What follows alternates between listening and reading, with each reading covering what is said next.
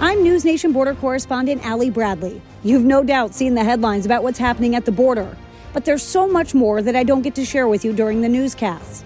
Here is where I'll dive deeper, show you all sides of a topic that's become a political football. This is Bradley on the Border.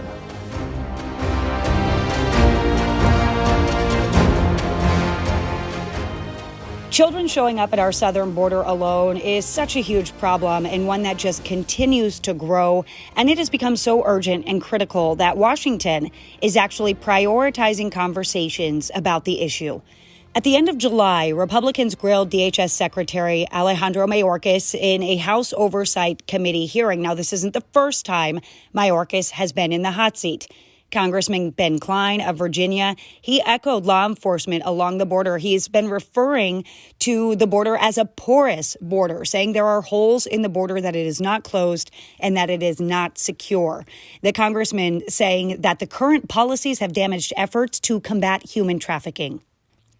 Now, one of the things that we've heard Secretary Mayorkas repeatedly say is that they have operational control. So that's kind of a loose term and one that's been debated multiple times in Congress, because they're saying that they don't have operational control based on how many people are flowing across the southern border. We're seeing more than 4,000 people come in between the ports every single day still.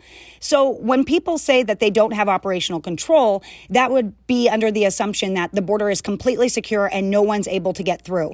Secretary Mayorkas maintains that no administration has had operational control, if that is the determination, or the definition rather, that they're actually going to be using.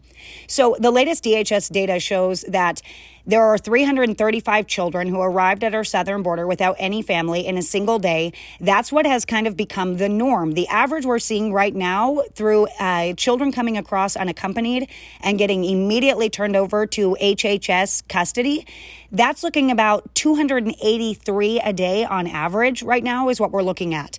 So with that said, in another hot seat was Health and Human Services Secretary Becerra, who was being questioned about unaccompanied children in HHS's Office of Refugee Resettlement Custody. So that is where the children are turned over to. It's a branch of HHS. It's the ORR. And Becerra is saying that ORR has placed more than 83,000 children with vetted sponsors.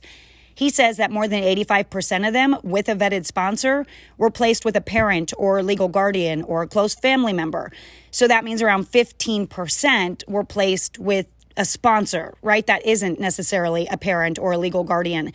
Now, Becerra breaks down how a sponsor is vetted. Take a listen. Each sponsor must submit a detailed application giving us information about their identity, their address, their relationship to the child. They must provide additional supporting documents. They must provide us with records, whether it's a birth certificate or whether it's a driver's license. They must go through background checks. They have to go through a home study where we actually send people to talk specifically with the potential sponsor and household members if we need to confirm more information. And oftentimes, we will also do voluntary DNA testing.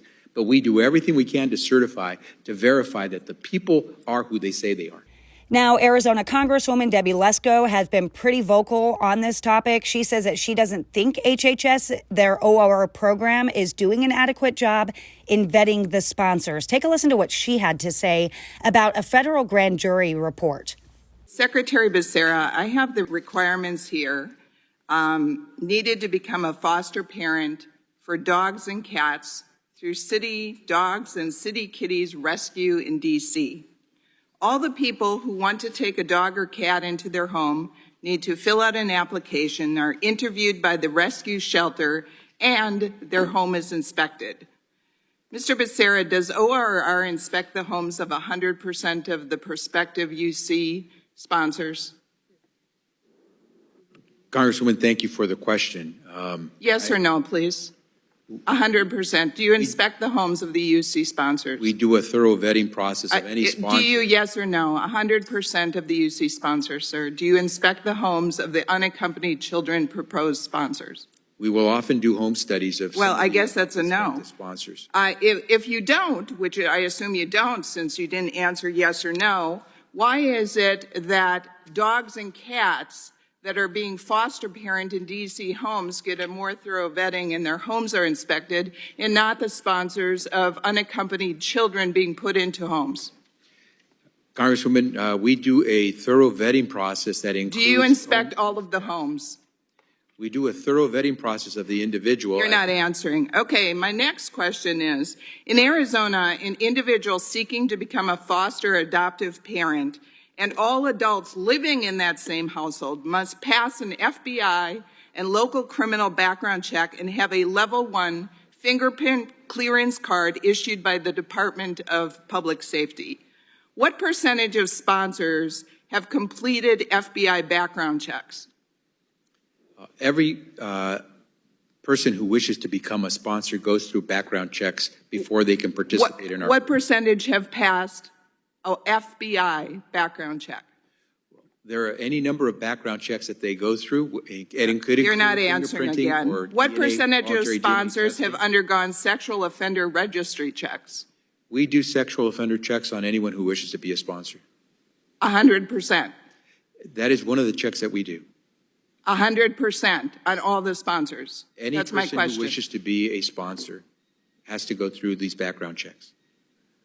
So 100%. Is your testimony that 100% of the prospective sponsors get a background check on the FBI background check, the sexual offender registry check? I've answered the question, but I'll say it once again. You have not answered the question, sir. So, Congresswoman, I have answered your question, but I will say it again. Every person who wishes to become a sponsor must go through a background check. It could include fingerprinting. It could include voluntary DNA testing. But it certainly includes things like a sexual offender check. It includes it. But you have not answered if 100% of the sponsors are required to pass an FBI background check and a sexual abuse and child abuse neglect registry check. My written testimony lists all the things we do to go through the vetting process. If you would like to follow up with further detail, more granular... No, I'd like you to answer the question if 100% of the sponsors have to pass an FBI background check. And as I've said, Congresswoman... Just say yes or no. That would be simpler, wouldn't it? I'm answering the question, and no, you the haven't. answer is that we make sure that every person who wishes to apply to be a sponsor must go through a rigorous set of tests, including a background check. Well, you haven't said if they have to do an FBI background check. You haven't said if 100% of them have to do a sexual abuse or child abuse and neglect registry check, as is required in Arizona for foster parents. I mean, so why is it that ORR has different standards for checking than Arizona does for vetting foster parents? Is it because they're unaccompanied children, because they're illegal immigrants? What is the reason? And Congresswoman, that is an excellent question, because you're equating the program we have with a foster care program, and that's the crux of the problem. We don't have the same authorities that a foster care program has in your state. We cannot track these kids the way you might want to track them. I didn't say about tracking the kids. I'm just talking about vetting the sponsors. It's the same process. In order to place someone in foster care, you do have the authority. That individual, that adult, has to go through a process. We don't have the same authorities. Mr. Becerra, if you are vetting these sponsors so great, how come, according to the Florida statewide grand jury documents, one single family in Austin, Texas, had more than 100 children sent to it by ORR? Another Texas address had 44 children. A third had 25. In Pennsylvania, one caseworker told the Times he went to check on a child released to a man who had applied to sponsor 20 other minors. I do not think that you are doing an adequate job, and with that, I yield back. Now, there's an internal memo that came out of CBP in May that shows at the expiration of the rapid DNA familial testing contract, that means a company that was actually administering these DNA tests, that contract has ended. That suspends that DNA requirement, right? So Becerra was talking about how a lot of individuals will undergo a voluntary DNA test in that vetting process. Representative Kat Kamak grilled HHS Secretary Becerra at a subcommittee hearing on the topic of the biometrics for children. Listen to what she has to say. She points out a lot of really interesting things here. Turn your attention to the screen real fast. I want to show a quick photo that I took It was 11:46 at night. I myself took this photo. That little girl that you see was acting terrified, not of the agents, not of myself, but of the man holding her. The very next day at the Donna Processing Facility, we threatened, and I was there to witness this man with a DNA test. He confessed that he actually was not her father, that he had rented her. This is a process called recycling. Now, I know we're here to talk about what happens to these kids after this point. But this little girl was then turned over to HHS custody, your custody. And you've talked at length today about the vetting process, right? And so you now know that this little girl, not through a DNA test, she's not related to that man. She now is in your custody. You have your own case managers who are supposed to vet these processes. And we, of course, know this from the Florida grand jury. These case managers have very little training or no training in interviewing these individuals, particularly children and young children who have been traumatized. You can imagine that this man who you just saw on the screen, who, by the way, was a convicted sex offender with this child, you can imagine the trauma that that child had sustained. Your own case managers are not trained in examining, evaluating, or recognizing documents as authentic or fake. She came with no documents. They have no official training when it comes to trauma-informed interviewing skills.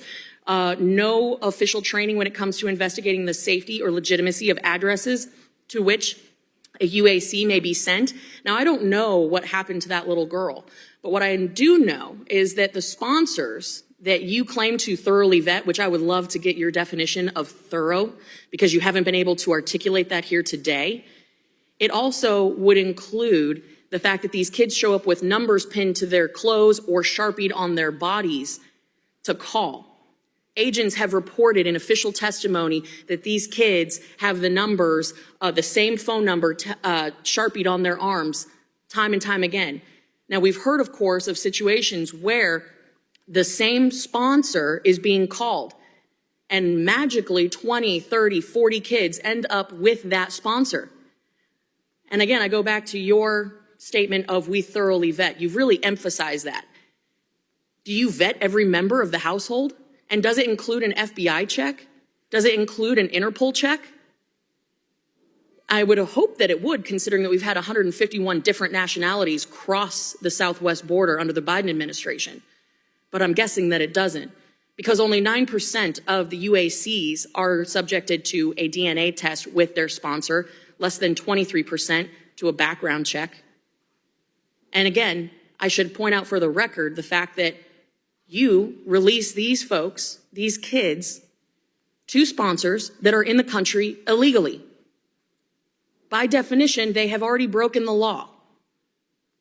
Is it a standard operating policy to release children into the hands of sponsors in households that haven't been properly vetted and that are here in the country illegally? I think I heard a question there, and so I'll try to respond because you packed a lot in there, a lot which I think has a lot of misinformation and that I disagree with. I could first start by saying that we do go through a thorough process on assessment of the child when the child first comes to our attention. So that I'm sorry, I'm going to reclaim my time. Secretary, what is your definition of thorough? I mentioned it in a previous Does it include response. a DNA test? An assessment of the child's No, that is not my question. My question is, does it include a DNA test, yes or no? DNA is one of the tools that we use on occasion. In only 9% of the cases. Does it include a background check? We do a number of things to go through a series of tests and assessments of a child when we get them. We do and a background check in only 23% of the cases. So we're looking at about 8,200 unaccompanied children in HHS's ORR custody, according to the agency's recent reporting. Now, former DHS Special Agent Tim Ballard, who works to fight child trafficking, has really dedicated his life to it. Of course, he is the person that The Sound of Freedom is really based on. Well, he talked about how children are being exploited by the cartels at our southern border on NewsNation's Morning in America. You know, I worked for 10 years of my 12 years as a special agent. I was on the southern border, and we used that border to rescue people, to rescue children. We used border enforcement to rescue children. The United States is the #1 consumer of child sex material in the world. And so when you have tens of thousands of unaccompanied children being dropped off and lost into the belly of that, that's scary. And then in late July, a person from Mexico was busted up in Michigan in the Detroit sector. They were trying to traffic an underage girl for sexual exploitation. That's according to Border Patrol. Now, the agency is reporting that the person was here in the United States illegally after overstaying their visa. The arrest was made in Charlevoix County, which is in kind of the northwest portion of that state. Now, what's really awful here is that sources tell me that these children who are coming across alone are often sent across the southern border alone, and they're used for family reunification later, or this is a terrible thing to even have to think about. Sometimes they're recycled. What that means is that the children are basically used for a fee to help send single adult men and sometimes single adult women as well cross into the United States. Now, this lack of DNA testing, obviously a big sticking point for lawmakers. Many echoed that the testing needs to be done. It shouldn't be a voluntary process. All children should be going through this. What else is interesting here to note is that neither the Trump administration nor the Biden administration has actually conducted mandatory testing of DNA testing and biometrics, which include facial scanning and retina scans as well, and fingerprinting. That's not being done on children under 14. That hasn't been done. Now, with the expiration of this DNA familial testing contract, when I've talked to Border Patrol and ICE sources, here's what I'm being told from them. One person saying, quote, "I've never done testing specifically to see familial DNA. If they say they're family or related, then they are. Swabbing for DNA is not protocol." Another source saying, "It's ridiculous that they stopped this. If anything, it should have been put on steroids. It's a win-win to determine familial ties as well as having DNA for migrants as they await removal hearings. It's an added level of security." So that is some of the conversation that is being had when it comes to unaccompanied children at the southern border. Obviously, a conversation that is continuing on and is being perpetuated by that movie, The Sound of Freedom. And so agents and people on the front lines, people on the ground, are continuously saying these conversations need to be elevated, need to be had, and that certain procedures need to be put back in place, or they need to figure out a more humane way for this to all happen so that the children aren't victims here. To see what I'm up to next, make sure you tune into NewsNation. Don't know where to watch us? Easy. Go to www.joinnn.com, enter your zip code, and the channel finder will show you the broadcast channel to find us on. But don't forget, we're also on all the streamers, Hulu, Roku, and YouTube TV. Now, if you have an angle I need to cover, shoot me a message at abradley@newsnationnow.com. Until next time, this is NewsNation's Allie Bradley, and you've been listening to Bradley on the Border.